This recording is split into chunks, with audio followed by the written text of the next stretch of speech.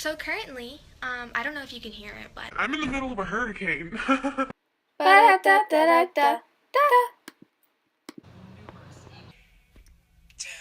okay, so we're playing Monopoly and I got the best character, obviously, but I got the iron.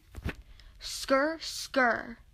Okay, and so my friend picked the hat, my other friend picked the Lambo, and then I picked the iron. Obviously I'm gonna win, but yeah.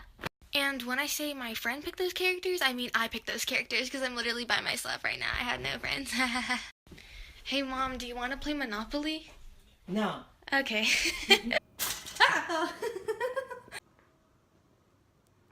Okay, but like on a more serious note, there's literal leaks in my ceiling. What? I really want to go outside and see the hurricane. Update, my parents said no. Too bad I'm a bad bitch.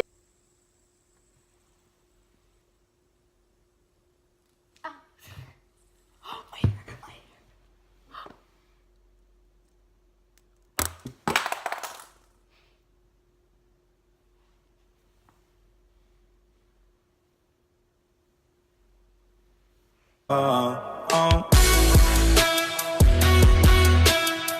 been quiet for too long.